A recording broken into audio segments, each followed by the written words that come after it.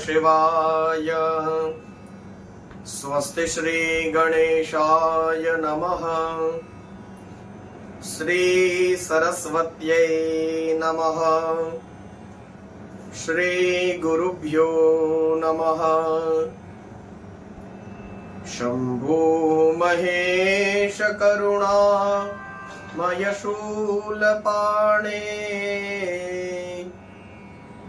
गौरीपते पशुपते पशुपाशनाशिन्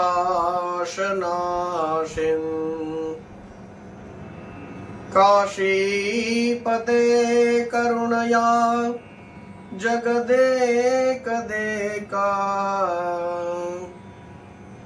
त्वं हंसि पासि विदधासि महेश्वरूषि। त्वत्तो जगद्भवदिदे वभव स्मरारे त्वय्येव तिष्ठति जगन् मृडविश्वनाथ।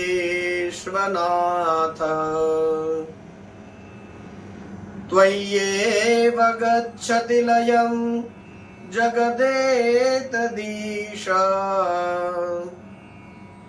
लिंगात्मकं हरचराचर विश्वरूपिन्।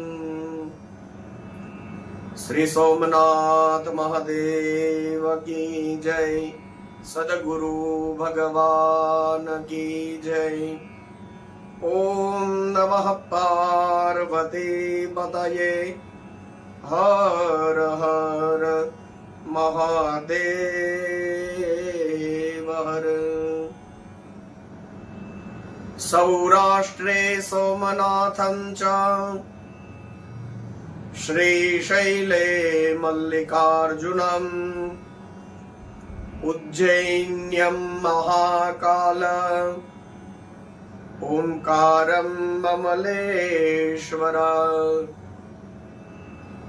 परल्यां वैद्यनाथं च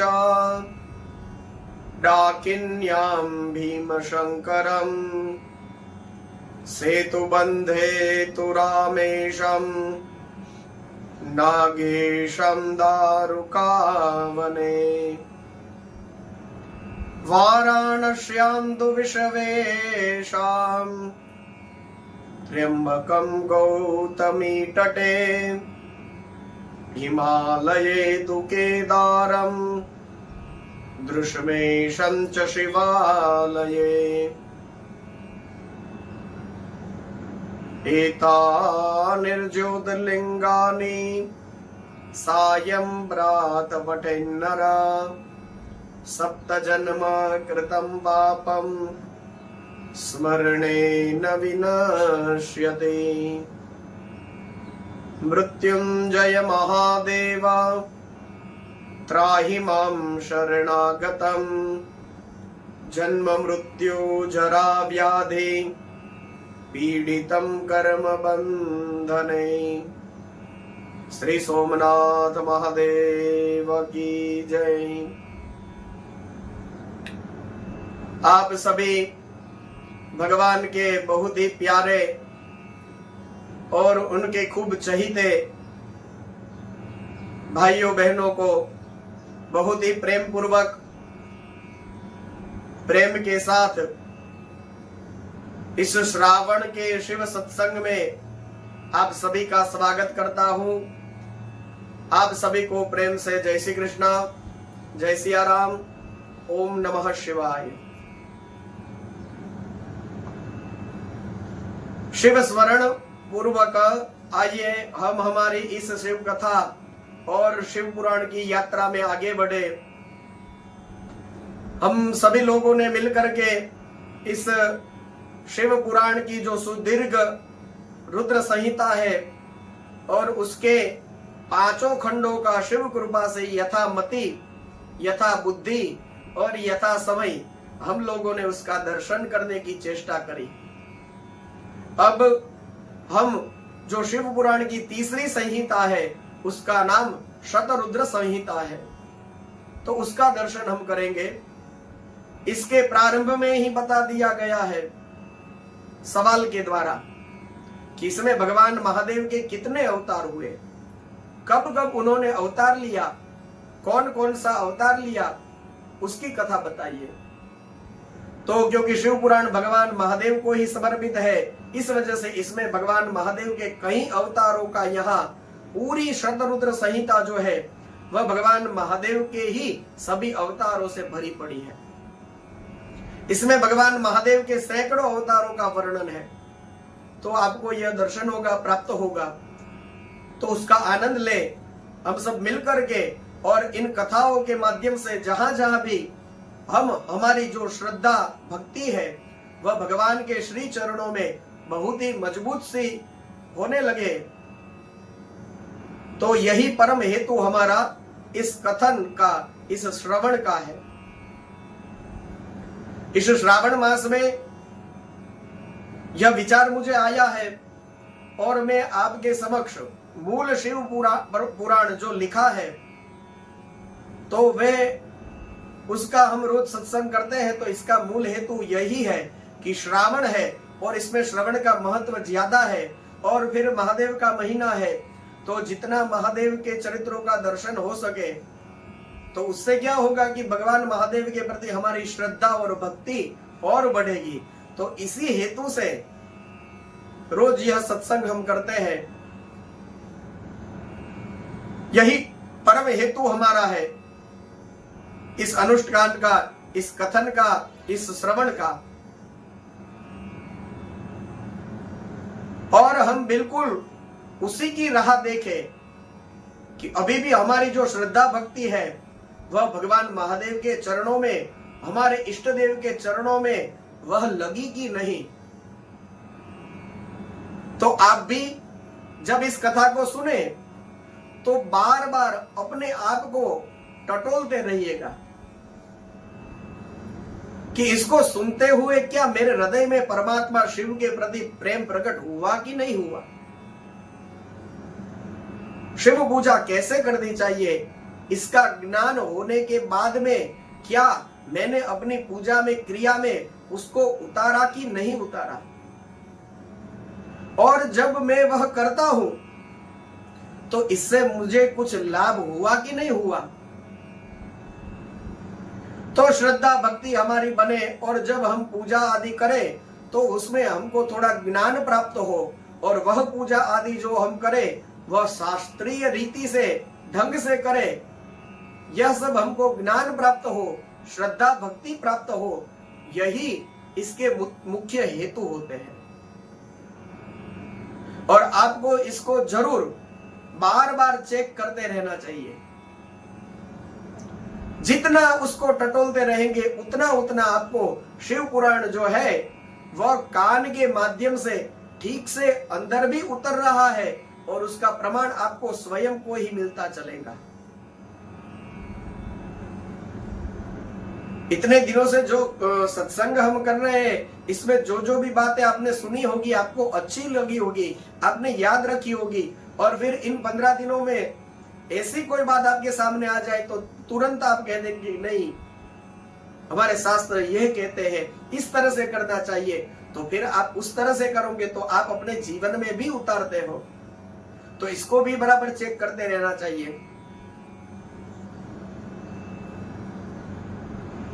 तो परम आवश्यक यही है, क्योंकि हेतु की पूर्ति न हो तो कोई काम हम क्यों करें। जिस हेतु से हम कर रहे हैं तो वह हमारा हेतु सिद्ध न हो तो फिर यह काम हम क्यों कर रहे हैं। तो इससे यह सारी चीजें हमारी बढ़नी चाहिए, होनी चाहिए, भक्ति और श्रद्धा बढ़नी चाहिए। तद अनुसार यदि हम करते हैं तो फिर इस पवित्र कार्य के करने का जो उत्साह है और जो आनंद है वह हमेशा बढ़ता चलता रहता है। और इससे दोनों चीजें होती है, तो फिर हम तृप्त भी होते चलते हैं और हमारी भूख भी बढ़ती है। आगे और क्या लिखा है लिखा है, तो तृप्ति और अतृप्ति दोनों इसमें है, दोनों साथ में बने रहे। तृप्ति और यह अतृप्ति दोनों ही साथ में बनी रहे, यही इसका फल है। आपके हृदय में शिव चरणों में अनुराग है, उसकी एक बहुत पक्की निशानी भी है। तो इसका आप आनंद लें। भगवान की कथा सुनने से तृप्ति मिलती है और सुनने की भूख भी होती है, इच्छा भी होती है कि अभी और सुने, अभी और सुने। तो तृप्ति भी है और अतृप्ति भी है। तो आप इसका आनंद ले ही रहे हैं। और आप सब इतने दिनों से सुनने के लिए आप सभी का मैं धन्यवाद भी करता हूं कि आप समय निकाल के यह सुन रहे हैं। और आइए अब शिव कृपा से इस बहती धारा में हम उतर जाए। शतरुद्र संहिता के प्रारंभ में भगवान महादेव जो आदि देवता है उसका मंगलाचरण किया है, वंदना करी गई है। और भगवान महादेव की वंदना भगवान वेदव्यास ने इस शतरुद्र संहिता का उद्घाटन करते हुए करी है। पहला ही शब्द है इसका वंदे, वंदे कहते हैं। जो परम आनंदमय है, जिनकी लीलाएं अनंत है, जो ईश्वरों की भी ईश्वर है, जो सर्वव्यापक है, जो महान गौरी के प्रियतम है, स्वामी कार्तिक और विघ्नराज गणेश को उत्पन्न करने वाले हैं, ऐसे आदिदेव भगवान शंकर की मैं वंदना करता हूं। तो भगवान शंकर को प्रणाम करके प्रारंभ किया है। शौनक जी ने कहा कि हे महाभाग्य सुत जी, आप तो पुराण कर्ता भगवान व्यास देव के शिष्य हैं। आप स्वयं ज्ञान और दया की निधि है। अब आप शंभु के उन अवतारों का वर्णन करिए जिनको धारण करके उन्होंने सद्पुरुषों का कल्याण किया है। अब अवतार शब्द यहां पे आया है तो इसलिए कुछ अवतार की चर्चा कर ले। अवतार कहते हैं नीचे उतरना। तो सब तो जानते ही है, लेकिन अवतार मतलब नीचे उतरना। अवतार का सीधा अर्थ है कमिंग डाउन, ऊपर से नीचे उतरना। तो इसलिए संस्कृत भाषा में जो सीढ़ी होती है चढ़ने उतरने की, उस सीढ़ी को अवतरणिका कहते हैं, जिससे हम नीचे उतर सके, उतरा जा सके। तो मुख्यतः जिससे उतरा जा सके वही अवतरणिका है। तो अवतरणिका के माध्यम से कहीं ऊपर रहा हुआ ईश्वर, हम सब भक्त नीचे जो खड़े हैं, क्योंकि उस सीढ़ी से ऊपर भी चढ़ा जा सकता है, लेकिन भक्त ज्यादा है। कितने भक्त है? कहते हैं लाखों की संख्या में है। और जो सीढ़ी है वह एक ही है, तो उस सीढ़ी से वे सारे भक्त चढ़े तो वह भी हो सकता है। लेकिन इतने सारे भक्त हैं और सीढ़ी एक ही है, तो फिर उस सीढ़ी से परमात्मा स्वयं करुणा करके ऊपर से नीचे उतर आवे तो वे तो अकेले हैं। एकम ब्रह्म द्वितीयो नास्ति। तो वे करुणा करके सगुण साकार स्वरूप लेकर के लीला विहारी बन करके जब अपने भक्तों के बीच में क्रीड़ा करने के लिए और उन लोगों को आनंद देने के लिए आते हैं, तो उसमें उनकी करुणा का प्रभाव है और वे नीचे उतर आते हैं। तो वही अवतरणिका के द्वारा वे अवतारी जब अवतार लेते हैं यानी नीचे उतरते हैं, इसी घटना को हमारे यहाँ अवतार कहा गया है। भक्तों को आनंद देने के लिए भगवान स्वयं ऊपर से नीचे आते हैं, तो इसीलिए उनको अवतार कहा जाता है। अभी ऐसा होता है सोशल मीडिया में, किसी का जन्मदिन होता है तो फिर हम लिख देते हैं अवतरण दिवस की ढेर सारी बधाई। अब कोई छगन मगन का भी जन्मदिन हो तो उसे भी हम यही कह देते कि अवतरण दिवस की बधाई। अब छगन मगन का काहे का अवतार? ठीक है, आप उसे बर्थडे विश करिए, हैप्पी बर्थडे बोलिए, जन्मदिन की शुभकामना दीजिए, लेकिन कहीं ऐसे लोगों को मैंने देखा है जो लिखते हैं फलाने भाई के अवतरण दिवस की ढेर सारी शुभकामनाएं। अब काहे का अवतरण? वो है क्या? उसके पृथ्वी के ऊपर आने से किन जीवों का कल्याण हुआ है जो उसे अवतरण दिवस कह रहे हैं उनके आने के दिन को? अवतार केवल भगवान के ही होते हैं, हमारा जन्म होता है। वो अवतार लेते हैं, हमें आना पड़ता है, हमारे कर्म को भोगने के लिए हमको आना पड़ता है, और वो अपने भक्तों के ऊपर करुणा करने के लिए अवतार लेकर आते हैं। तो वे अवतार हैं। कोई सामान्य छगन मगन को हम कह दे कि अवतरण दिन, तो काहे का अवतरण दिन? उसने समाज के लिए या किसी के लिए क्या किया है जो हम कहे? अवतार कैसा होता है? भगवान अपनी इच्छा से आते हैं अवतार लेकर के अपने भक्तों का उद्धार करने के लिए, और हम जन्म लेते हैं, और हम माता पिता की वासना से हम जन्मते हैं, तो अवतार वे लेते हैं, हम नहीं। तो यदि इसको भी ठीक से समझा जाए कि अवतरण दिन नहीं कहा जाता, जन्मदिन की शुभकामनाएं दी जाती है, लेकिन उसमें यह शब्द नहीं लिखा जा सकता कि अवतरण दिन की शुभकामना। अवतार तो भगवान लेते हैं अपनी इच्छा से। निज इच्छा निरमित तनु, निज इच्छा अपनी इच्छा से, निरमित तनु जैसा शरीर उनको चाहिए वैसा। तो यह अवतार की इस शिव पुराण में थोड़ी हमने चर्चा करी, थोड़ा दर्शन किया कि अवतार किसे कहते हैं। तो परब्रह्म परमात्मा भगवान महादेव तो साक्षात करुणा के विग्रह है, तो वे क्यों न अवतार लेंगे? उनके कई अवतार हुए हैं, और इस शतरुद्र संहिता को भगवान वेदव्यास ने उन अवतारों की कथा को ही समर्पित किया है। इसमें कई अवतारों की कथा है जिसका हम आनंद लेते चलेंगे। मैं कोशिश करूंगा कि ज्यादा से ज्यादा अवतारों के कम से कम यहाँ श्रावण है और आप श्रवण कर रहे हैं, तो आपको कानों में उन अवतारों के कम से कम नाम पड़ जाए। जहां अवसर मिलेगा थोड़ा वर्णन शिव पुराण में मुझे भी दिखेगा, वहां यथा समय में उसका दर्शन भी आपको कराने की चेष्टा करूंगा।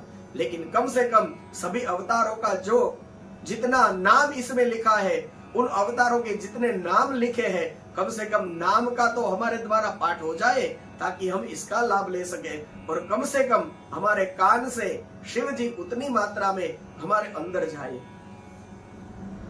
तो सुध पुराणी ने कहा, शरद कुमार जी ने सुध पुराणी ने कहा कि सनत कुमारों ने नंदिकेश्वर को जो सत्पुरुषों की गति है और शिव स्वरूप ही है, यही प्रश्न किया था।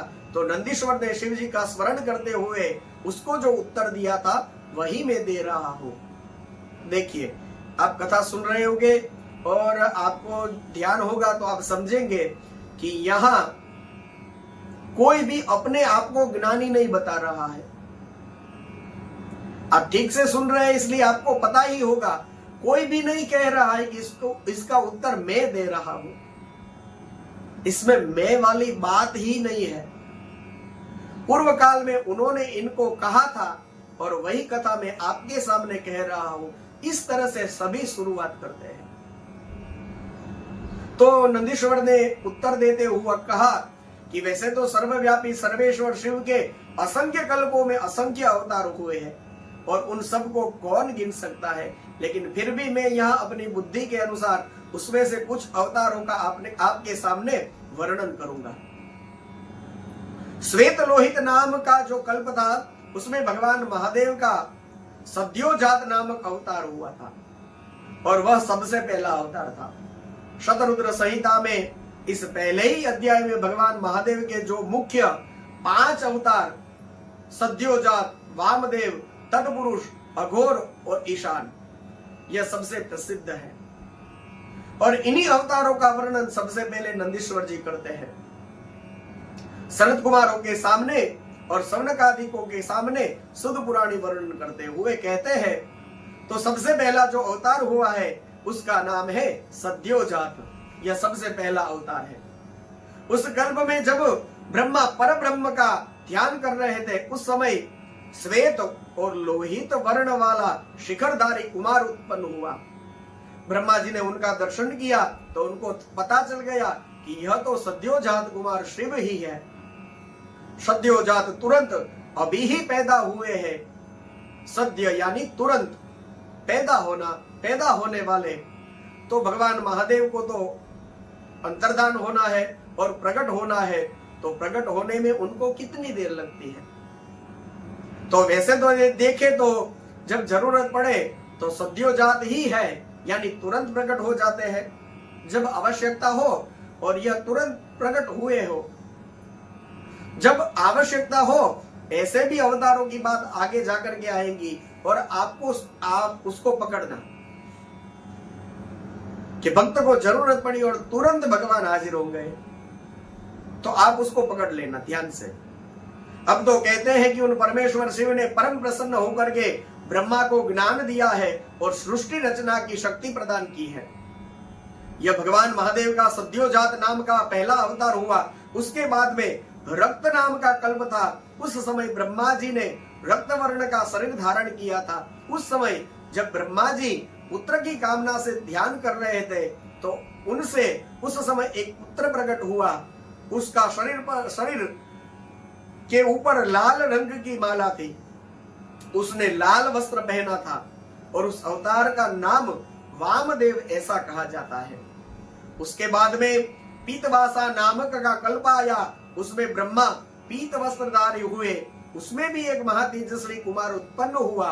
विशाल भुजाएं हैं, उसके शरीर पर पीतांबर झलक रहा था। ब्रह्मा जी ने अपनी बुद्धि के बल द्वारा उनको तत्पुरुष शिव समझा है। फिर पीतांबर को सुन करके और शिव जी का अवतार सुन करके आपको वह ध्यान में आना चाहिए कि ब्रह्मा, ना विष्णु, ना महारुद्र, इनको किसी को भी अलग अलग नहीं समझना है।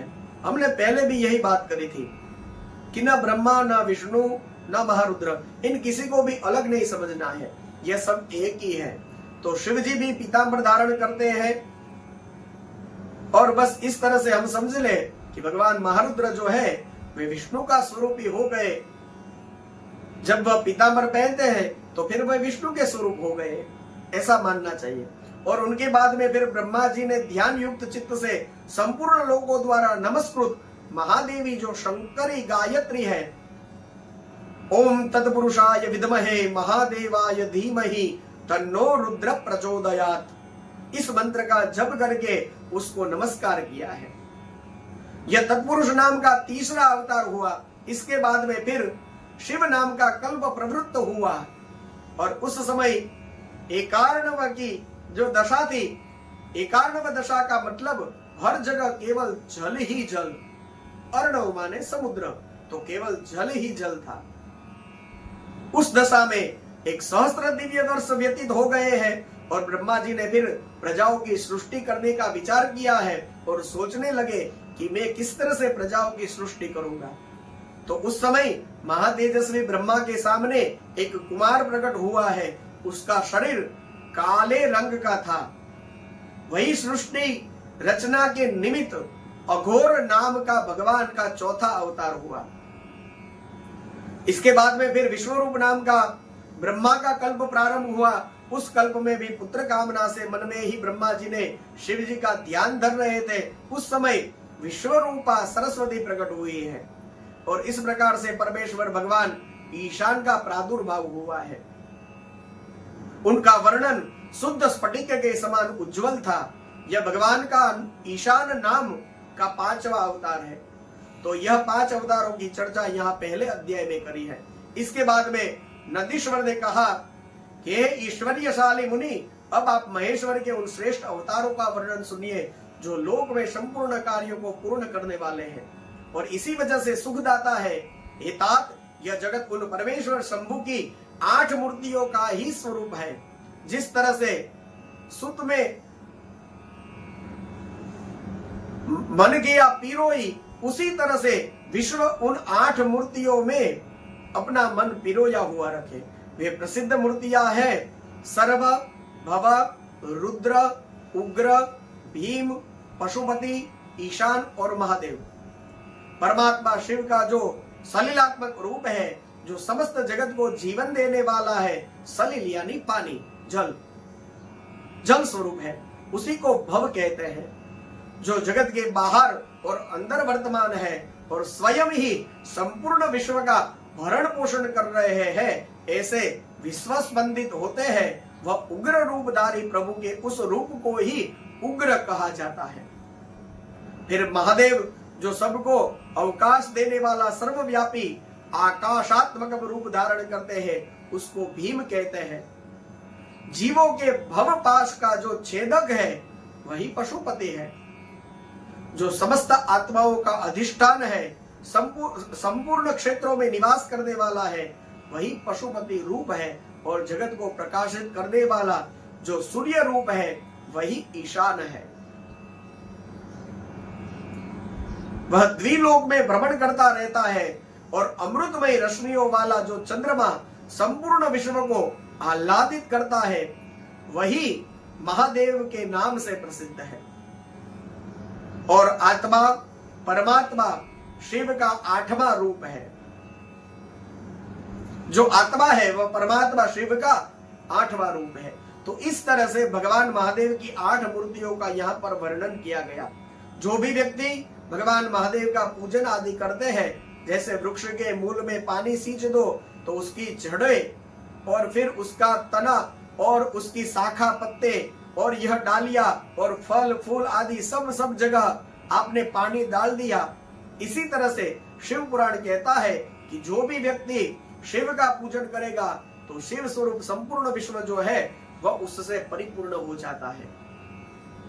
मतलब आप वृक्ष के मूल में जल सिंचेंगे तो फिर आपको डालियों पे, पत्तों पे, फल पे, फूल पे जल चढ़ाने की जरूरत नहीं है।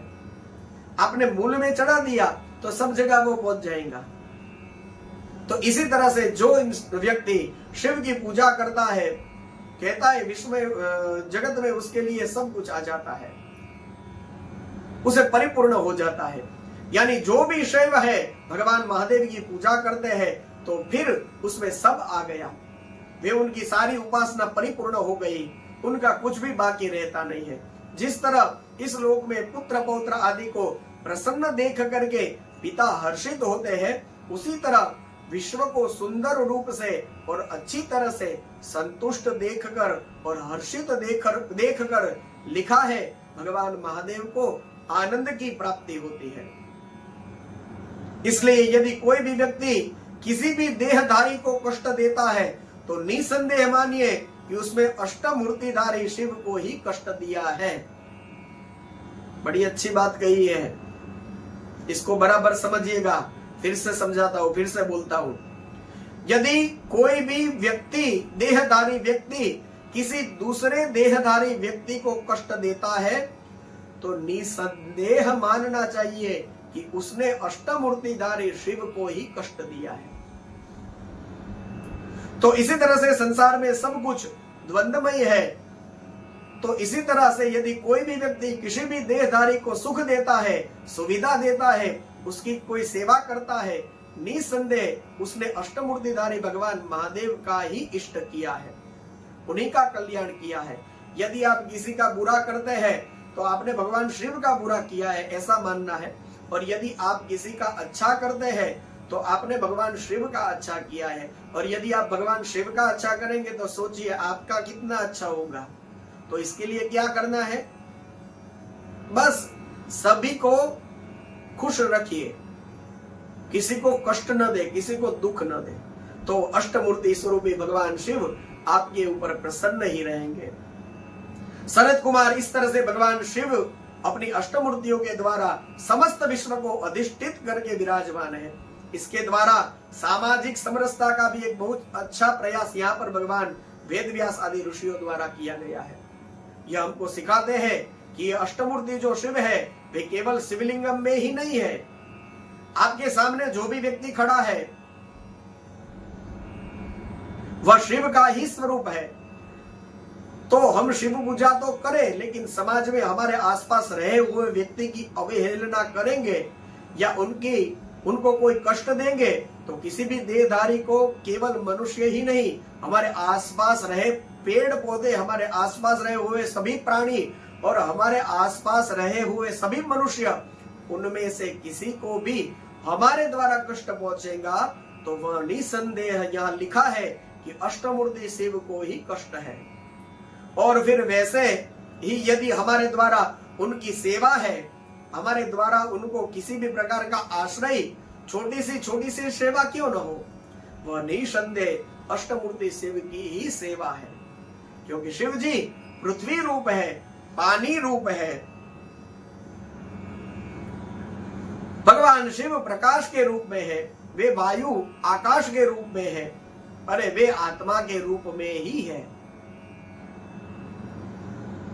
बहुत अच्छी बात ये बताई है शिव पुराण में, आत्मा के रूप में ही है। मतलब हम सभी के शरीर में जो आत्मा है वे स्वयं अष्टमूर्ति शिव ही है।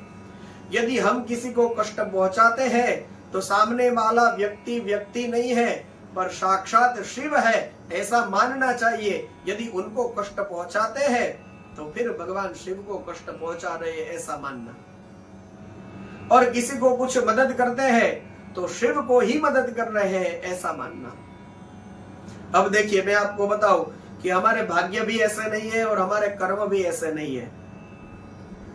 जिस शिव स्वरूप को हम देखते हैं उसी स्वरूप में शिव जी का हमको दर्शन हो जाए तो हमारे कर्म भी ऐसे नहीं है और हमारे भाग्य भी ऐसे नहीं है। क्योंकि सबको सबकी खबर होती है, मुझे मेरी खबर होती है, सबको अपनी अपनी खबर होती है। तो मुझे मेरी खबर होती है, आपको अपनी खबर होगी।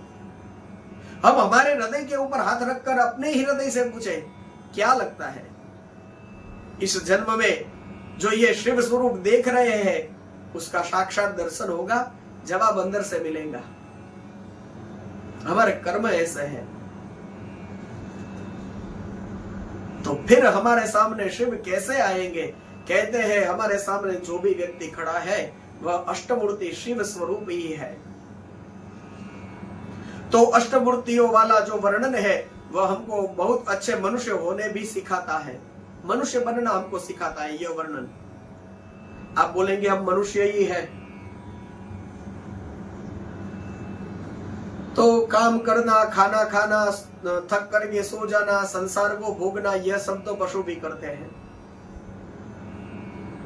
तो उसमें और हमें ज्यादा फर्क नहीं है। तो मनुष्य होना भी यह हमको सिखाता है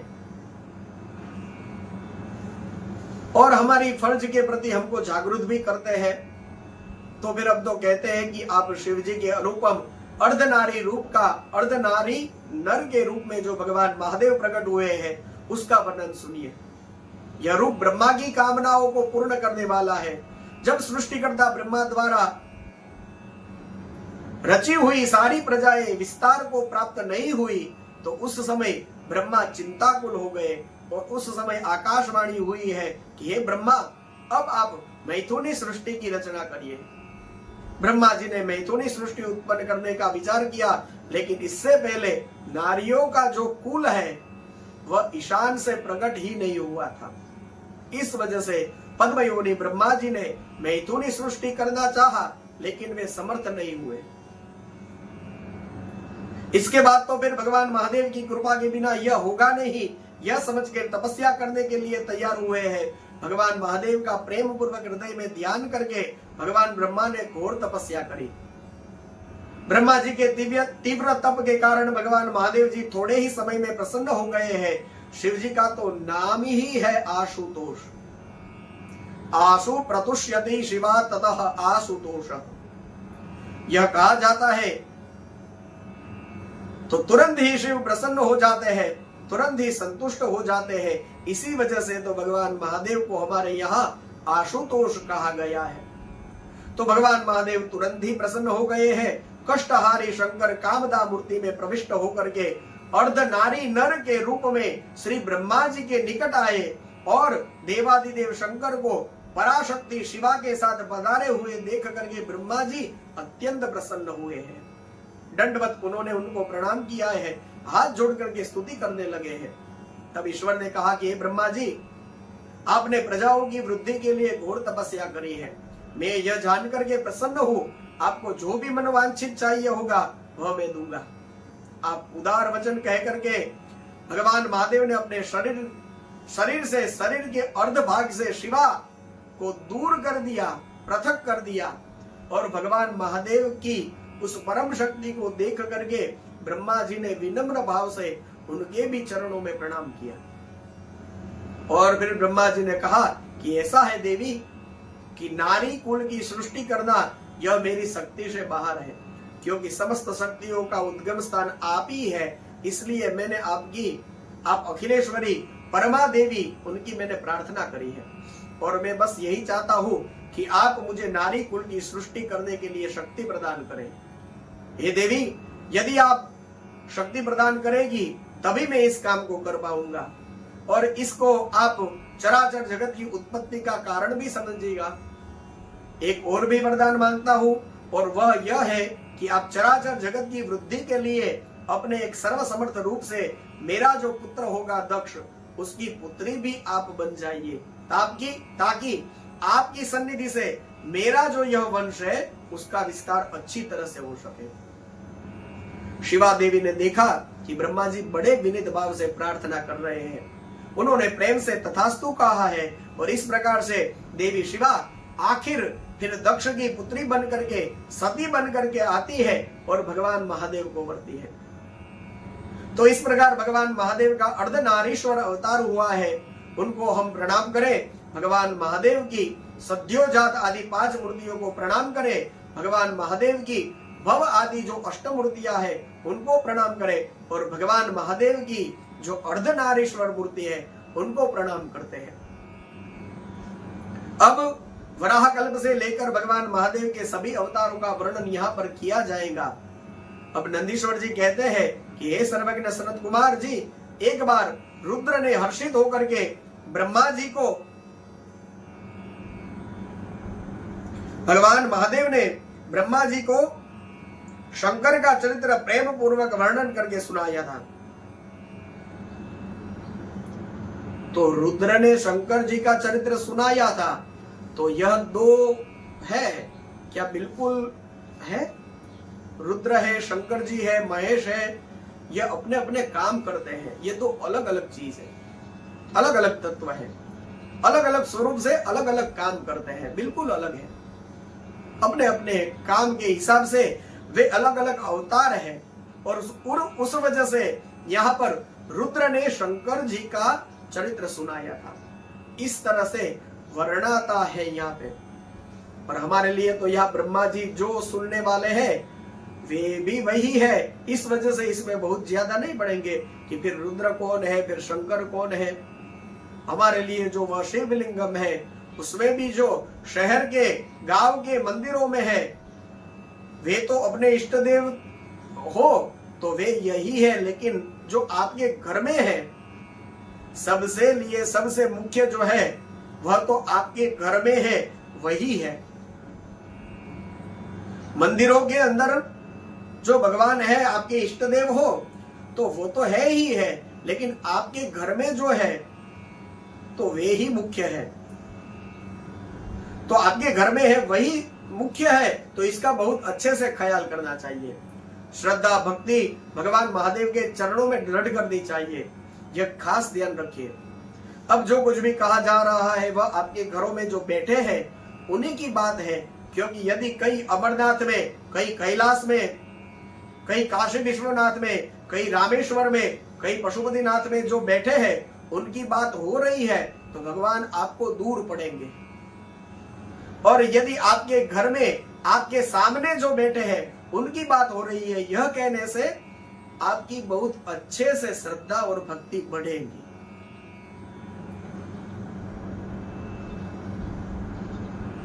तो फिर यहां पे आप इसमें से जो भी सुनते हैं उसको ध्यान से समझिए। तो आपके घर में जो भगवान है तो उसी की यह बात हो रही है। मनुष्य शिव पर्व का अवसर हो उस समय इस परम पावन कथा का भक्ति पूर्वक पाठ करते हैं तो वह शिव जी को परम प्रिय हो जाते हैं। तो अब यहां पे भगवान के विविध अवतारों की भी यहां बातें हो रही है। तो उन अवतारों में जो चर्चा कर रहे हैं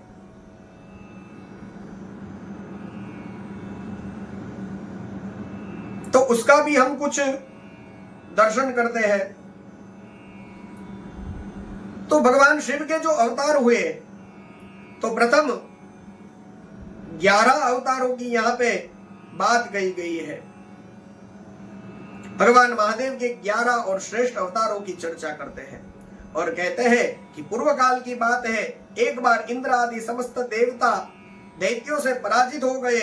अपनी नगरी अमरावती को छोड़ करके वह सब भाग करके अत्यंत पीड़ित ऐसे सब देवता कश्यप जी के पास गए हैं।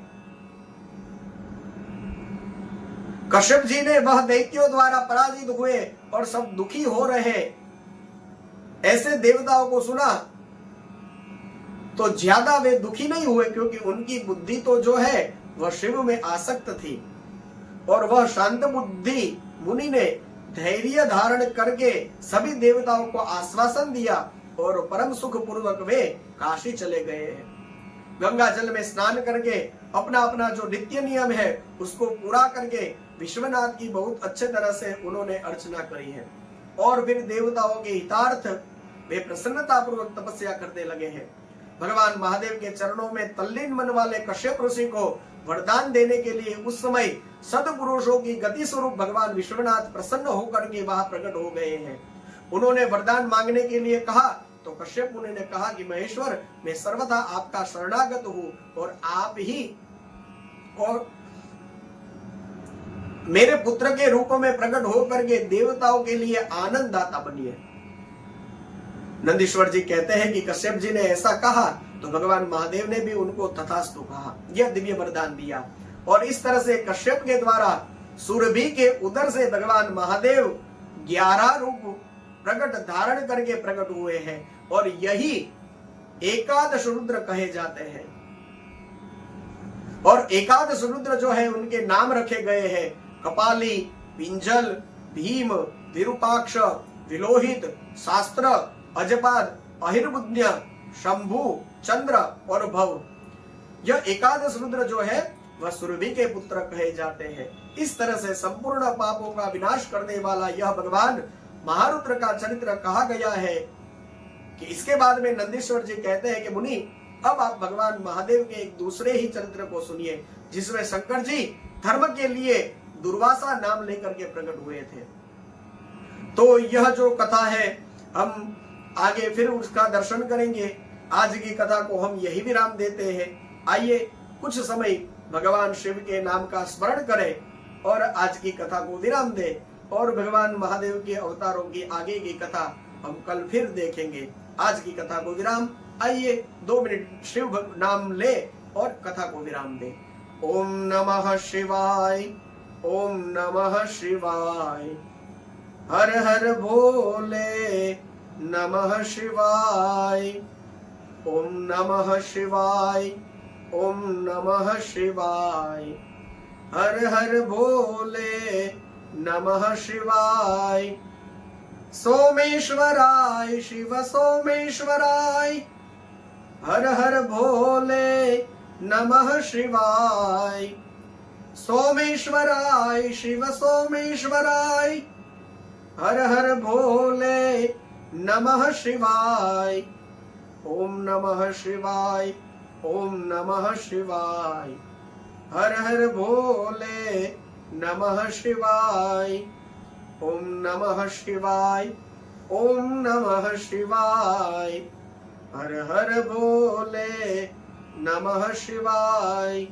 श्री सोमनाथ महादेव की जय। सद्गुरु भगवान की जय।